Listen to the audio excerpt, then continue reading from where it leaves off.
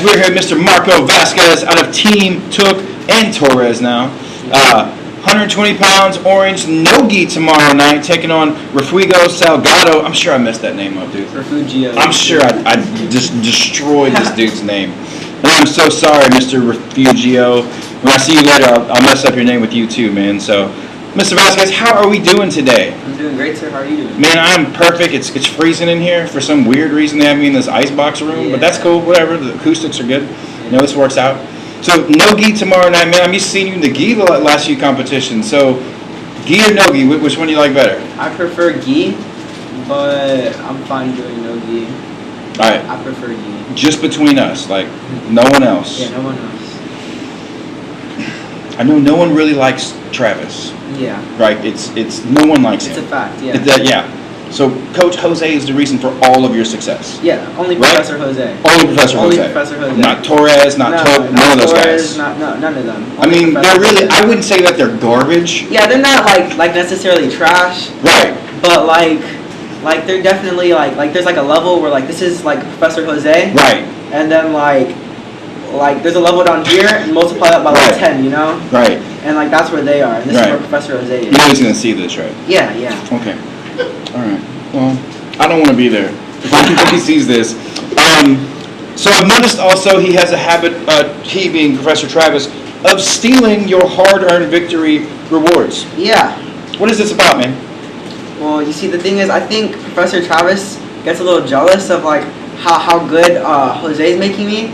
So like in the future, one day, like, you know, we're both gonna be old, we're gonna be in the same brackets, or like I'm just gonna like surpass him, and he just wants to like take advantage of it now, you know. I mean, I'm gonna turn the mic off for a second. Let's be clear, you've already surpassed. Oh yeah, I've already surpassed. Yeah, okay. Professor All right. I mean, it's basically now Vasquez. Yeah, Team Vasquez. It's Team Vasquez. Okay, but, that makes. You know, it's his business, it's his academy. I don't want to switch things up all of a sudden, but.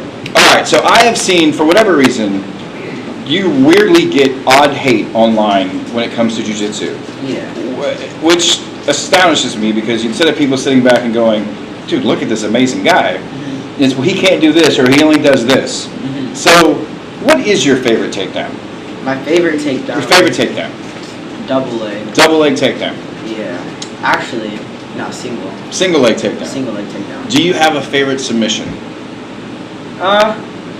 I have a submission that I do very well. I don't necessarily have a favorite submission. I do whatever I see there's an opening for.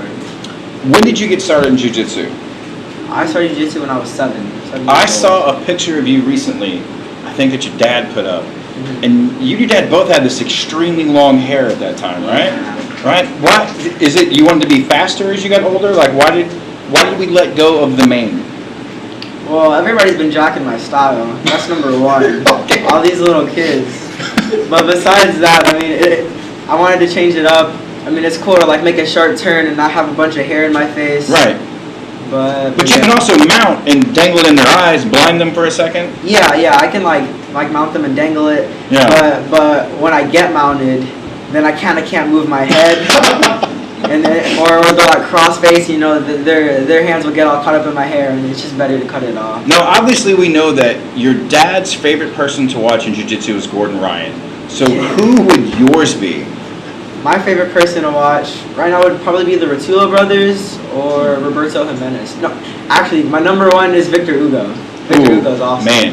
Man, it's hard to choose between Roberto and Victor. I don't know, man. Both of those are just absolutely amazing. They're legends. You have been on quite a run.